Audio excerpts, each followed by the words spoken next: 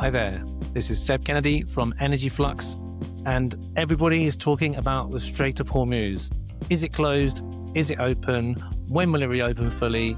How long will it take to restore flows of oil and liquefied natural gas through this vital maritime choke point to reach the global economy? Speculation is off the charts about when transits could resume. So rather than adding to the speculation, I thought it would be much more useful to create a tool that allows users to model what would happen if the strait opens on whatever date in the future and if flows are constrained by different amounts. And not only that, but also to take into account the fact that we still have an unprecedented new wave of liquefied natural gas projects coming on stream over the next 3 or 4 years, that until the outbreak of war had everybody talking about the possibility of a glut of LNG. Now, with Hormuz constrained and 20% of global supply withheld from the market, we're running a cumulative supply loss. So there's a big black hole that's tightening the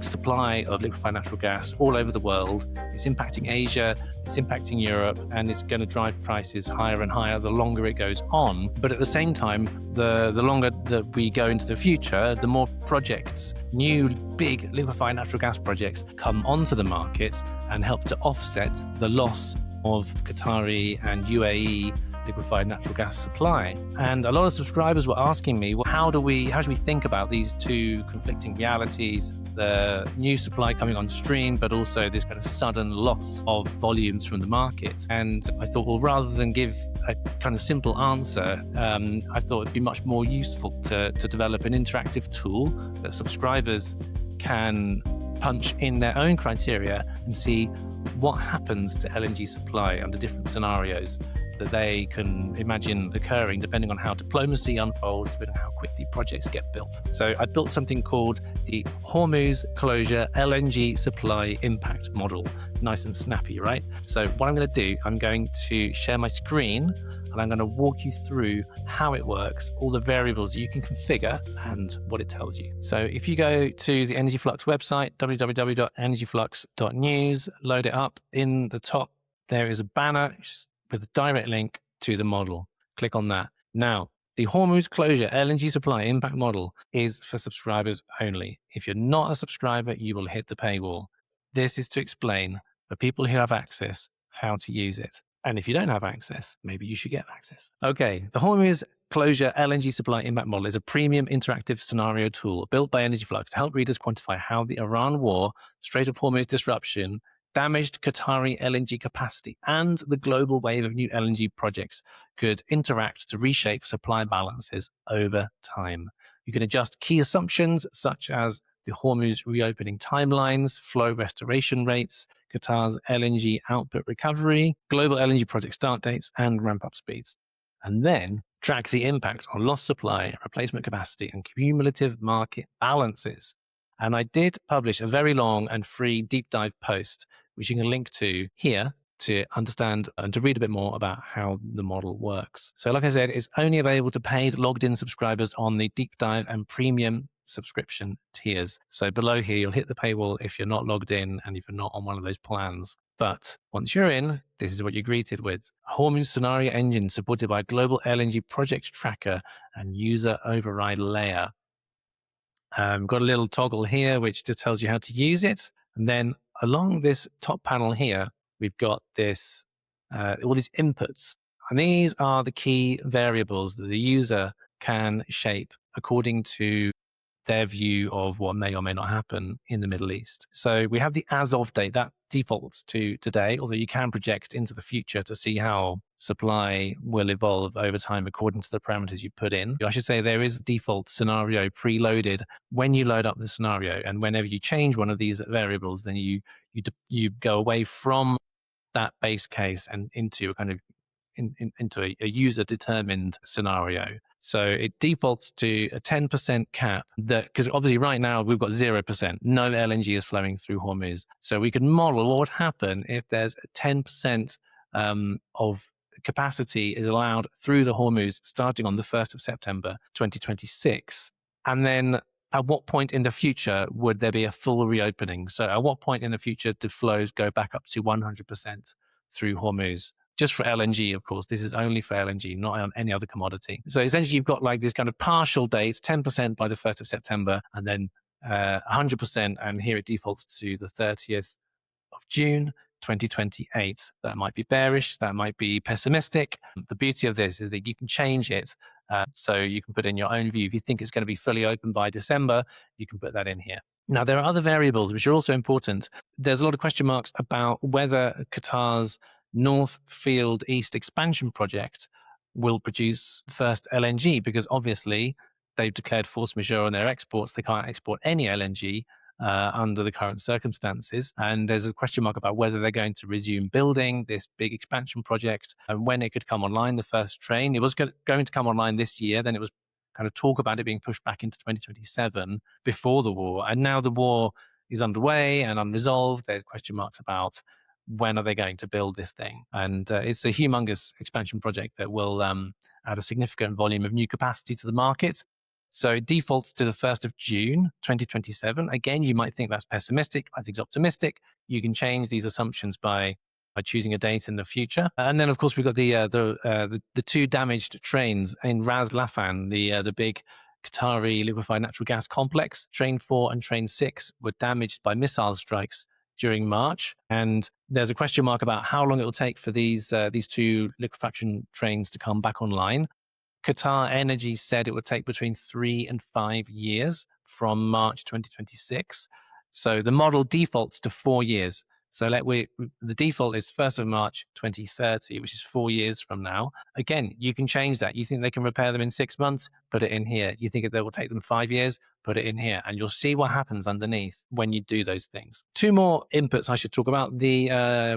The question about Oman. Oman has a liquefied natural gas project. It's outside of the Strait of Hormuz, so it's not directly impacted by the closure of Hormuz, but you can, if you want, include it by ticking this little box here, and then it will change the assumptions about like how much LNG is missing from the market. If you think that Oman's going to struggle because of logistical constraints, or you think the conflict could broaden and prevent somehow Oman LNG from exporting vessels, you can tick this box here and it changes the assumptions by removing Omani LNG from the market for the modeling period. Now, that's all Middle East related. This is all related to the Iran war, diplomacy, US, Israel, all of that.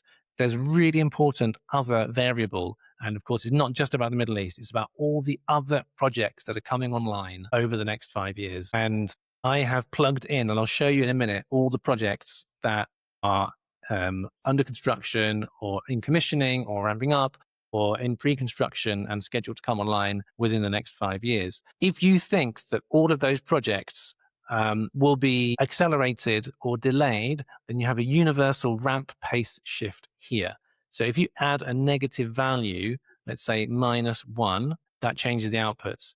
And a negative value, it accelerates the commissioning. So you think that they're going to come online 1 month earlier or 10 months earlier. Or if you think that they're going to be delayed, you can say there could be a 12-month delay across all the LNG projects in the world. So that pushes back the commissioning date of every single project in the tracker. And you can see how when I change this figure, it goes to custom scenario active. Same for all of these inputs. When you change any of these inputs, it says custom scenario active because the scenario inputs diverge from the Energy Flux base case. And you can just click here and it will restore the default. So you go back to the defaults to come preloaded with the model. Let's not change any of these inputs yet. Let's just scroll down and see what the next bit of the model looks like.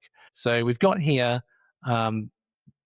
days since closure. So from the 1st of March until the selected as of date, that's from then, 1st of March until this date. Again, you can change that date and see what the cumulative Hormuz loss looks like and the cumulative new supply from new projects coming online. So you can choose a future date and it will change here. In fact, let's do that. Let's just change this one date. Let's say, what does it look like in, what are we today? It's the 21st of August, isn't it?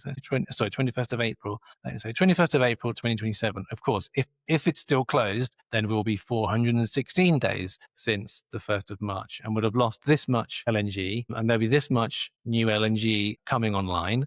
And then the difference between the two is the net global LNG supply balance. So you'll be 70 million tons down from the 1st of March because you've lost this much cumulative LNG from the market, you've added this much, this is your balance. And then the model projects into the future. It has a liquefaction capacity crossover, which is the date in the future at which new capacity that's come online offsets the lost capacity that is still shut in behind the Hormuz closure.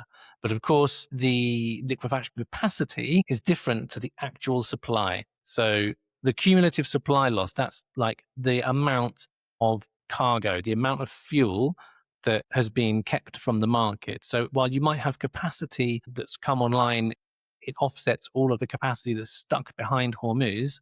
The new capacity that's come online since the 1st of March is only just started generating and just started producing, so it won't have actually kind of dug the market out of its supply hole. You don't have to wait for a long time for that to ramp up and produce enough volumes to then offset the amount of LNG that's been lost since the 1st of March 2026. And that's where this date comes in. This is the cumulative LNG supply crossover. So that's the date at which the cumulative additional LNG volumes that have been produced and sold into the global market from new projects are more than or offset completely the cumulative lost LNG volumes that have been withheld from the market because of the closure of Hormuz. So let's default to today. So today we are 51 days since the closure of the Strait of Hormuz. The cumulative loss of LNG supply volumes is 12 million tons. That doesn't include Oman, of course, because that's not included in the baseline. And we've really had like no new supply, although that's probably a rounding error because we have had, I think, the first shipment from Golden Pass LNG just in the last 24 hours. I think they loaded up. And so obviously the net LNG supply balance is we are 12 million tons short of where we were compared to before the start of hostilities. Now, if we project into the future, then the liquefaction supply crossover date is the 12th of September 2027, assuming, of course, all these things happen. So, assuming that Hormuz opens at 10% constraint on the 1st of September, and Hormuz fully reopens to 100% on the 30th of June 2028, that the Qatar North Field East Train 1 first LNG is produced on the 1st of June. And the model automatically constrains it back because if that comes online before Hormuz is fully reopened, then this project and everything else behind the Hormuz closure can only produce at this percentage, assuming, of course, we've had any opening. If you put this date really far into the future, the partial reopening date, then it doesn't matter when this comes online because it can't actually export anything into global markets until there's at least a partial reopening, and then it's constrained to 10%. But as soon as you reach the full reopening date, then this project can export at full capacity, depending on where it is in its ramp-up stage. So it's quite sophisticated, the model. It does try to emulate how these things sort of happen in real life. And of course, you've got the Ras Laffan 2 trains that are not going to be repaired until March 2030. So the model takes all of these into consideration, plus all the projects that are going to come online during this period. And I'm going to show you what that looks like. But the headline date is a new capacity that comes online under these circumstances will not offset the lost capacity until the 12th of September 2027 under the Energy Flux base case. And the cumulative LNG supply crossover, the point at which all the new supply has completely offset all of the lost volumes from the market, will be the 13th of December 2028. And we can scroll down. We've got some nice visualizations here. This shows you kind of very simple visualization of cumulative loss of LNG supply. So you've got in red, you've got the cumulative loss of Hormuz-dependent LNG exports, and you've got at the top here the cumulative new global supply from the 1st of March up until the as of date, so defaults to today. So we've had, as you can see, like that rounding error I talked about, 0.1 million tons of new LNG supply have come onto the market since the outbreak of hostilities and the outbreak of war on Iran. This chart here, if you cast into the future like I did earlier, this doesn't change the baseline parameters. It just models into the future. So let's go back to that 1 year from now date. So you can see days since closure has updated to the 416 days. Let's hope That's not going to happen. We're not looking at a 416-day closure of the Strait of Hormuz, because otherwise we're going to be in a world of pain, global recession, etc., etc. But this is what it looks like. So from the 1st of March to April 2027, you can see we will have had almost 12 million tons of cumulative new supply, right? And the cumulative loss from Hormuz is 82.2 million tons. And that's also expressed here in these windows at the top. And so the net balance here is with 70 million tons down, right? That's according to the parameters if you cast into the future by 1 year. So let's default back to today. Now, here we have a 5-year capacity projection. This shows you from the as of date, so presumably that's from today, which that's the default, according to your parameters that you've put in, although this is the Energy Flux base case. We've got lost capacity, so million tons per annum of capacity that are not available to the market in red because of Hormuz closure. And here we have over time, cast against the future 5 years, new LNG capacity that is available and operating, presumed to be operating. Let's hope it does.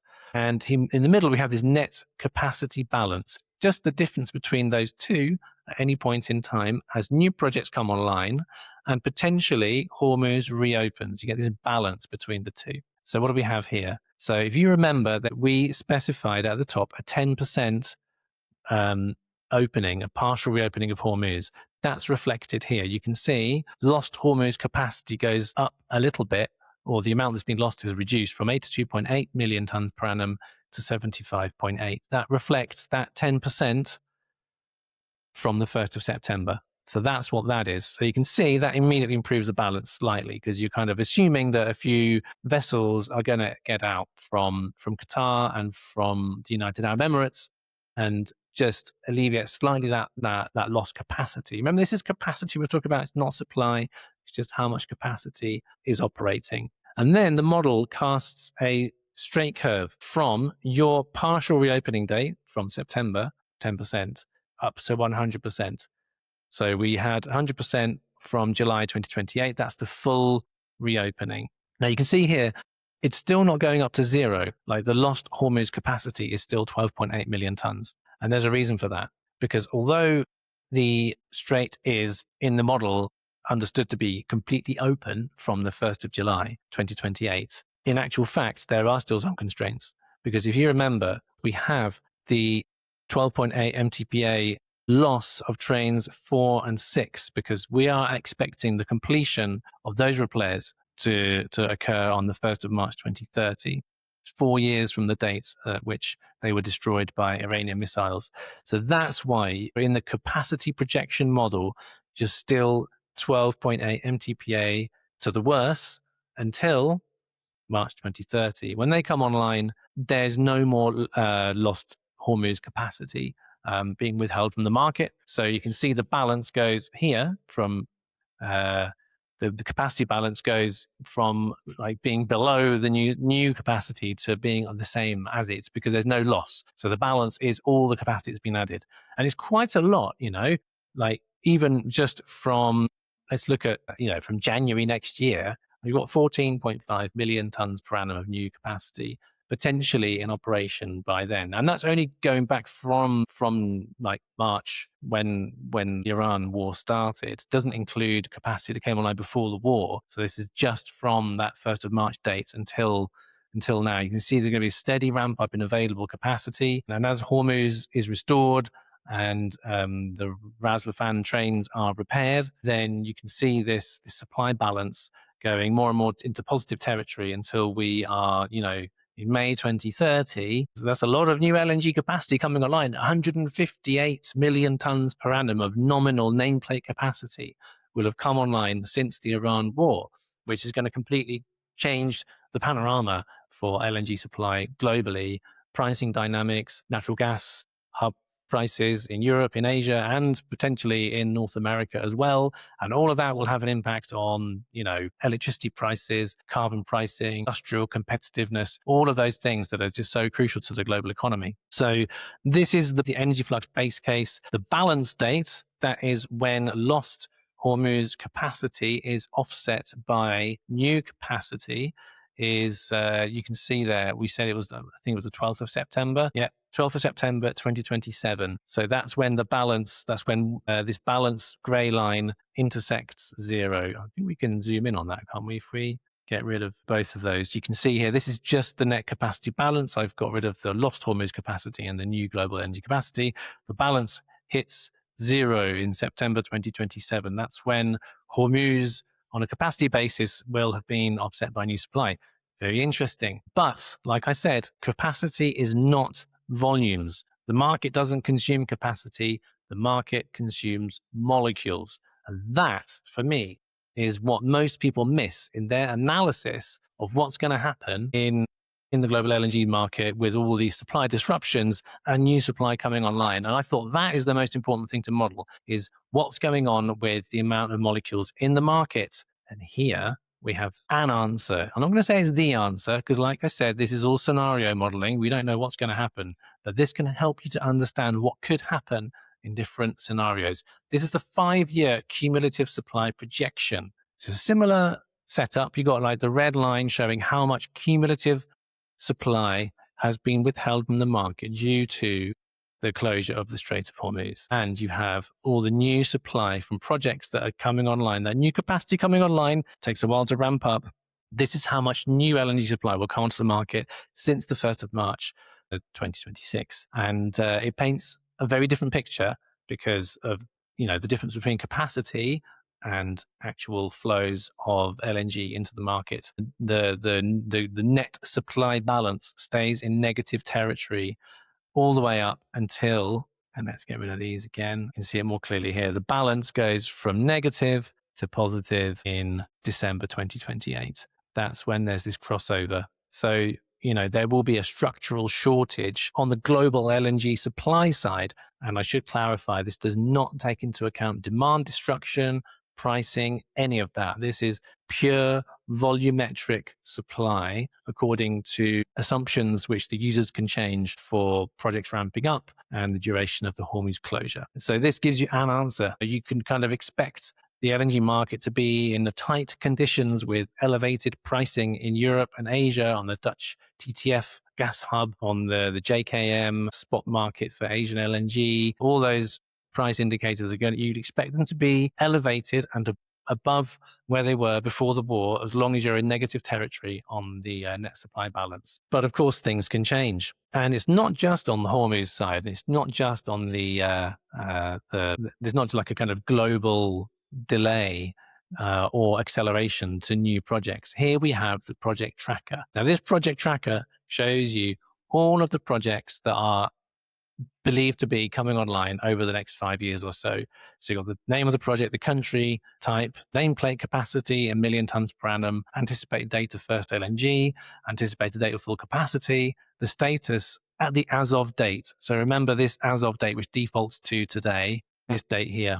Remember that? So if you put that into the future, then the expected status of the project will change. If you go past the first LNG date, then it will go from under construction to producing, commissioning. And you can model how much LNG it is expected to have produced by the as of date. So again, you put that as of date into the future, these numbers go up because these projects start coming online, they start moving up their anticipated ramp up supply curve. And so that all feeds into the results of the model, which is quite interesting. There is a non-material categorization here. It just says delivery risk. Some of these projects might not happen. They might run into delays. They might not be built. They might just completely fail to materialize. For example, Mozambique Area 1 is a long delayed project that, could not appear at all because it's been subject to all sorts of force majeure problems of its own. So it's got a high categorization there. And even a note here says high execution risk, startup remains tentative. Now, all of these are in base mode, Energy Flux base assumptions around when they're going to produce first LNG, what the nameplate capacity is, when they're like to produce full capacity. You can change these. You can edit every single project.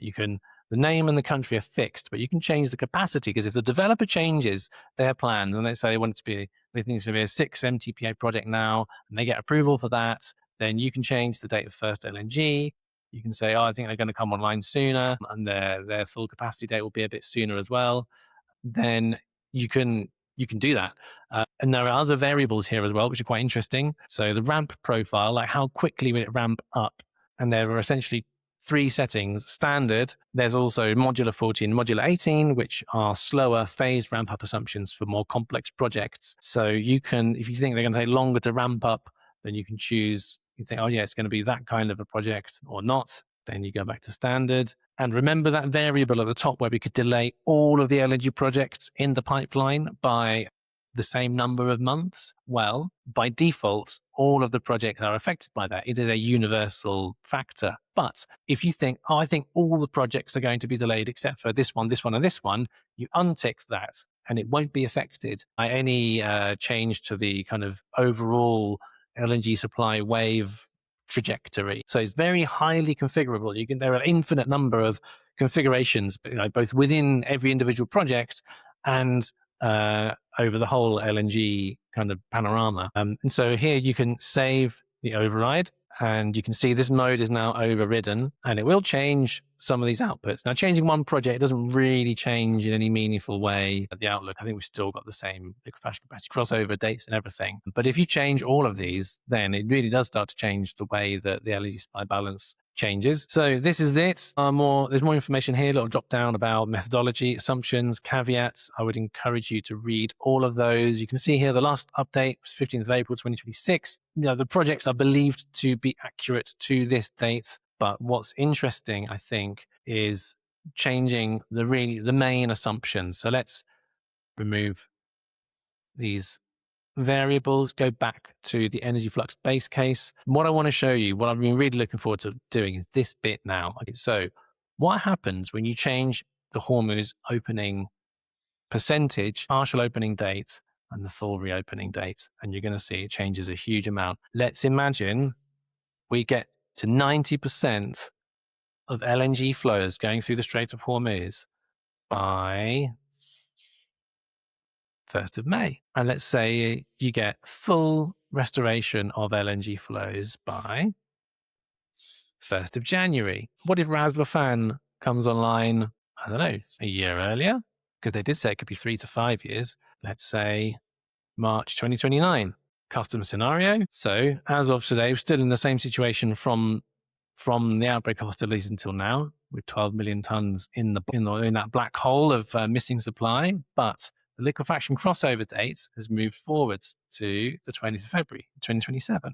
And the cumulative LNG supply crossover has moved forwards a whole year to 2027 as well. So that shows you how this capacity projection changes, and the supply, which I'll show you, it changes. So you can see that capacity comes back much quicker because 10% of flows are getting out from the 1st of May.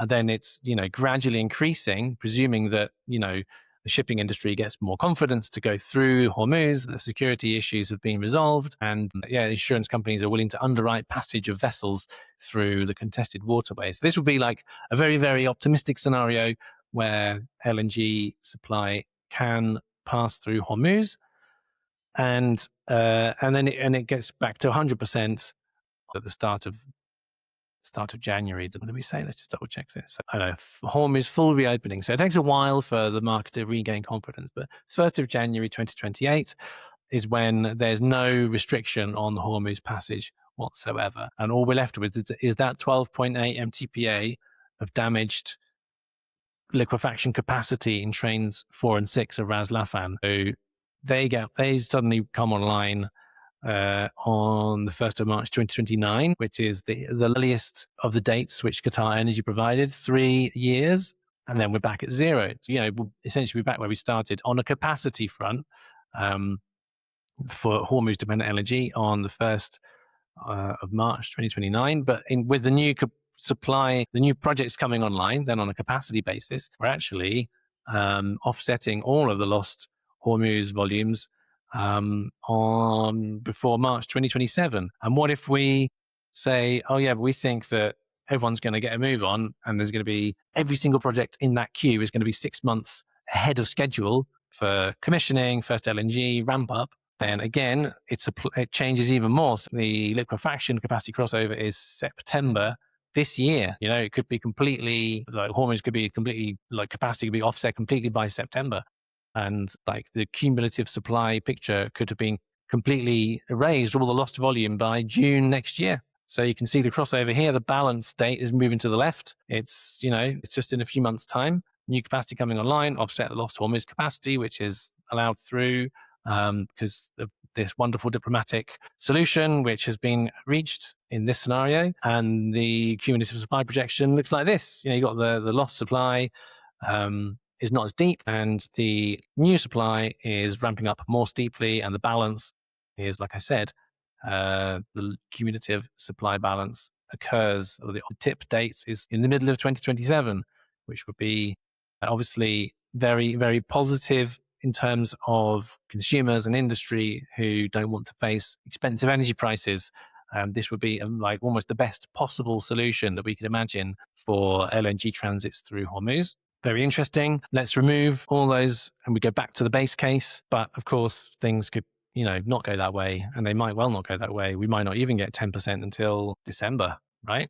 Let's imagine we get, let's say, at the end of this year, New Year's Eve, 31st of December, 2026, we get 10% by then. We don't get a full reopening until, let's say, nobody is confident about sending vessels through this waterway, which is a possibility. And that Qatar, well, it almost doesn't matter what date you put in here because they can't get all their capacity out. They're going to get 10% out until the end of 2026. And then there's going to be like a very slow ramp up in transits until the end of 2029. It almost doesn't matter what date you put in here. And over here, the broader economic impact could delay the LNG supply wave. So the global ramp pace of projects could significantly drift to the right. Because, if in this scenario, it's reasonable to assume that there's going to be huge inflation. We're going to see the cost of capital rising. There could be a global recession. There could be shortage of materials. There could be a global food crisis, fertilizer shortages. All sorts of really, really, really bad economic outcomes could occur in this scenario. And I think it's reasonable to assume that the whole new wave of global LNG projects could be delayed under those circumstances because you just can't get the materials. There might be financing shortages. It might be difficult to get capital into new projects. We don't really know. But let's model this kind of pessimistic scenario. So 9 months delay to the entire global LNG wave ramp up. And let's imagine that, the repairs to Ras Laffan trains 4 and 6 takes the full 5 years, right? I mean, they might not, but let's imagine that, even Oman gets caught up in kind of wider escalation and logistical constraints. So we're going to include Oman LNG in the amount of LNG that's being withheld from the market by the Hormuz blockages. It looks awful because not only has, we're already like an extra 1 million tons of cumulative supply down as of today. I don't think that has happened. I think Oman LNG has been able to export, but into the future, it looks really ugly. Obviously there's been no new supply come online with 30 million tons worse off in terms of supply. And the liquefaction crossover date, so just on a capacity basis alone, we don't see new LNG supply eclipse the capacity kept off the market until July 2028. And in terms of that kind of black hole of fuel that's missing from the market, we don't actually offset the impacts of the Hormuz loss until May the 25th. 2030, which is obviously an absolute world away from the base case and the optimistic scenario that I modeled for you just now. And this is what those curves look like. So the 5-year capacity projection looks pretty horrendous. We get a little 10% uptick in capacity, very slow recovery in transits until 2030. No one wants to send their vessels through Hormuz. It's contested. Presumably Iran has managed to retain control of Hormuz in the negotiations that are ongoing at the moment, and the Americans have not been able to come out on top on that aspect of what they're trying to achieve here. And so, we got this very constrained capacity picture, and of course, the delayed repair to Ras Laffan trains 4 and 6. They don't come online until then, 5 years from the date that those missiles blew up those liquefaction trains. So all looking pretty ugly. You can see the balance date is in 2028, and the net balance picture looks like that. And the supply picture looks even worse, really far over to the right. We see a very, very big black hole where you can see the net supply balance is negative. And it doesn't come into positive territory until all those delayed projects come online and all that Hormuz capacity I mean, it doesn't even start to turn the corner, does it? In like this kind of compounding lost supply trajectory just gets worse and worse and worse because of the constraints that we've put into the model. So that gives you an impression of the just enormous delta of potential outcomes for the LNG supply picture. It could look really ugly like this. It could look really optimistic like I modeled, or it could look somewhere in between, like in the base case. So let's just restore the base inputs. And you can see, that's what it looks like as a result. Liquefaction capacity is offset in the third quarter of next year, and the cumulative lost supply is replaced by the end of 2028, which I think is actually like not a good scenario. This is not encouraging for consumers, for industry, for the global economy. Maybe my base case is too pessimistic, but the beauty of it is that users can model their own scenarios. You can put in anything. You can change all of these inputs. You can change every single project, all of the key metrics, nameplate, first LNG. You can design infinite number of scenarios around how the supply of LNG is likely to evolve over time, and you get interesting results that show you kind of when we might be back into a glut pricing regime or not. So I hope that's been useful. Like I said, this model is only available to paid subscribers. It took a lot of programming, it took a lot of vibe coding, it took a lot of user feedback, bug fixing, tweaking. So hopefully you'll see the value in the model. Like I said, go to energyflux.news. If you need a subscription, there's a subscribe form in the top right-hand corner. You can take out a monthly subscription, give it a try, take out a yearly plan, and there's loads more as well. The model itself is just one of the many subscriber benefits. So that obviously you get access to paywalled content, my bespoke analysis, the 100-slide chart deck, which I produce every week, which runs through all the economics of LNG, and you get all the other content, the deep dives, and I would be producing a lot more models in the future as well. And I really enjoy modeling the gas and LNG markets and the kind of wider consequences of all the many, many disruptive forces at play. And so this is my most ambitious model to date, but hoping that I can take it to the next level over the coming weeks and months to bring more insights to help users really understand the trade-offs, the changes that are coming down the track in this crazy market. So I'll leave it at that for now.